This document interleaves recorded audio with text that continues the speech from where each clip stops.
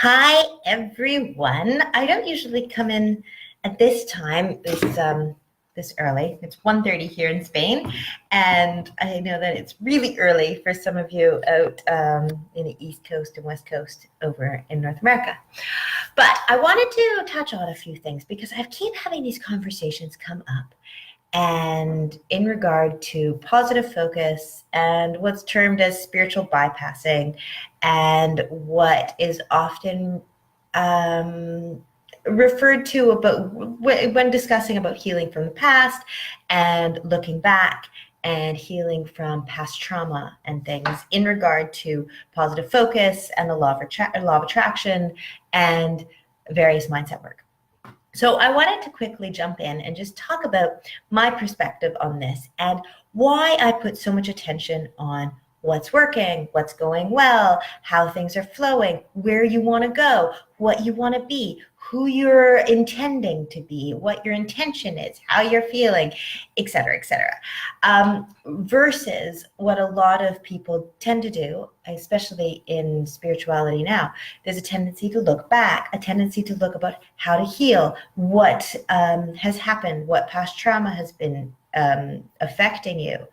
How your life experience has brought you to this space now, and how to heal from it and release it, forgive it, and work through that and process it. A friend of mine and I were talking yesterday, and we were talking about the term processing, the idea of processing what has been so that then you can create space for where you are now.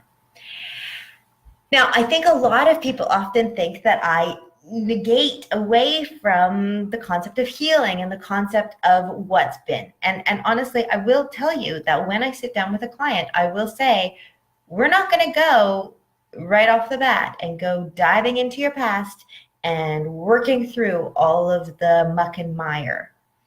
I want to look forward. And there's a lot of hesitation in that sometimes when I'm working with someone, because they go, well, but all of that is just going to be very deep. How am I going to deal with that if I'm looking forward all the time? Well, how am I going to deal with the stuff of the past? And here's my concept. And for anyone who's worked with me, they know that this is how we roll. By knowing yourself of who you are now, and by connecting spiritually to your deeper essence, by developing a sense of presence and a sense of center and a sense of now, by understanding who you are, not from the reactionary space, not even in just this lifetime, but understanding the deeper essence of who you are, who you were the moment you were born, the moment that you sparked into being, the moment that you are. Hi, Colette.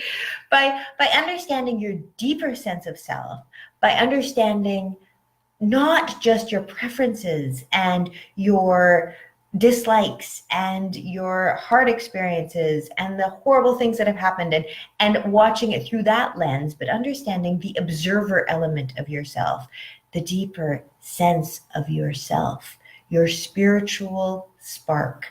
By understanding a deeper version of that first, and creating a fundamental mindset where you are that person, and no matter what's happening around you, you can find that element of that person. And you develop a practice and a link to your spiritual source so that you have a strong foundation. Then, when you go to do the shadow work, then when you look back, you have an anchor. You have an anchor in your present. You have an anchor in your now. You have an anchor in who you want to be. You have an anchor in the energy that you're moving forward with. In my course, Stepping into Your Light, we actually, like, the whole first section of that course is practicing your now, practicing your spiritual connection, practicing your connection to yourself, practicing your little tools, your sparks that get you there whenever you need to.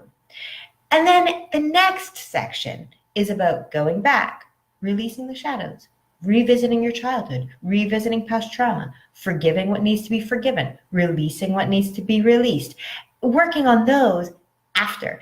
And the reason why that is because I believe in fundamental foundations in your now, in who you are now, in where your life experience has brought you, in looking forward, in deciding, well, if this is who I am now, then who do I want to be over there?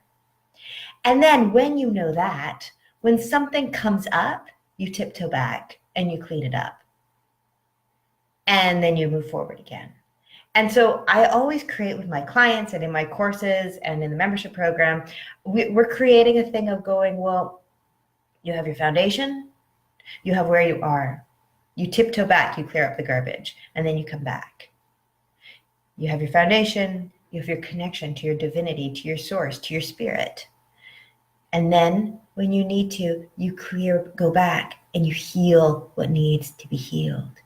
You can surround it with an entirely different sense of love and light when you are resonating with love and light. If, and this is probably controversial, if you are here and now and you are focused on your healing, you're going to focus on your pain. You're going to focus, you can run the temptation of focusing on your turmoil and your struggle and your pain. And often from a space of needing to heal, we actually are just resonating and working from an energy point and an energy perspective of the pain. It's like when you go to a high school reunion and you need to, you're around the people who you were from a long time ago, you immediately start picking up the same tendencies, the same vibration, the same energy of who you were then.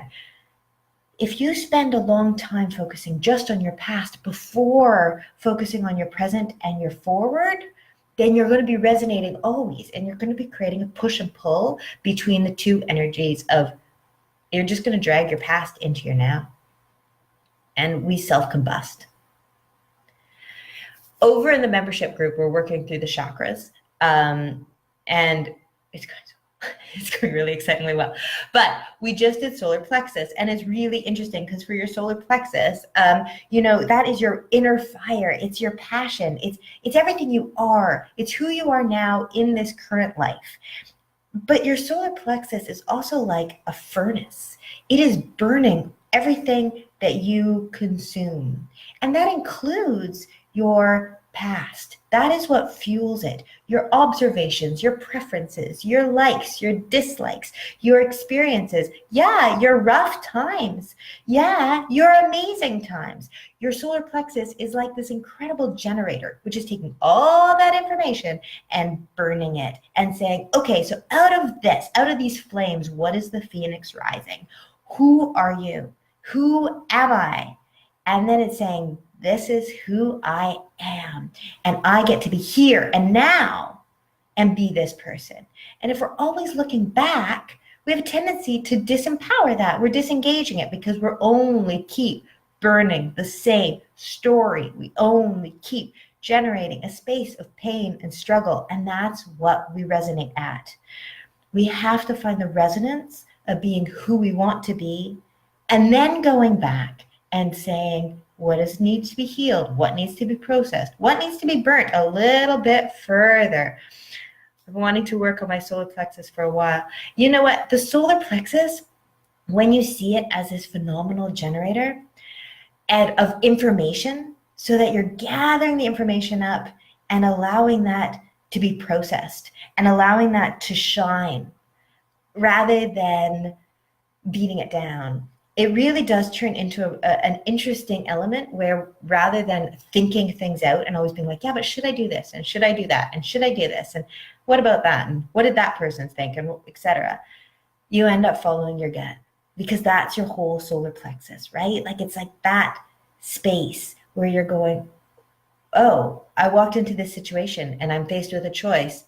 This one makes me feel stressed in my stomach. I actually feel this here and it's affecting me.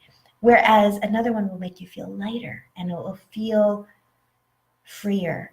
And that's listening to your gut. It's listening to your true inner fire. And we all have a tendency to get watered down now. where we water down our sense of self based often on our own thoughts. And I think dealing with our shadows and dealing with the concept of healing can often get in that way too. Your gut will tell you when there's something to heal. Your solar plexus is letting you know consistently, we need to release this. This needs further digesting. This over here, we need to let that go. And when we tune into that, rather than this mindset of we have to heal, we have to heal, we have to heal, we have to heal, it's just keeping us back. And you can almost see this cycle create where we are focused on the past in order to deal with our present, focused on the past in order to deal with our present. I think we just need to flip that around.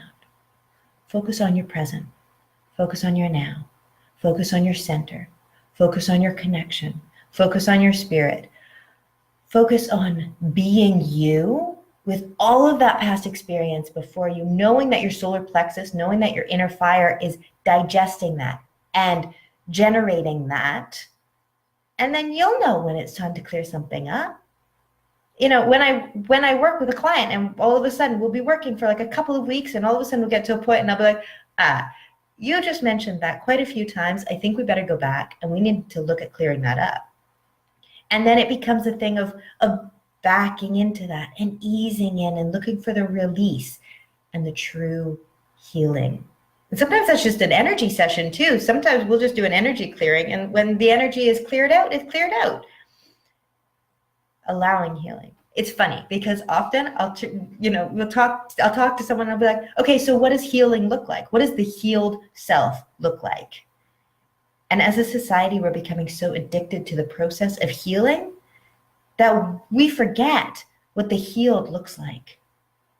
We're not imagining and feeling what that balance, that clarity, that freedom, that release, that passion, that joy, that presence of life, of what we're here to be. We're forgetting to put attention on that.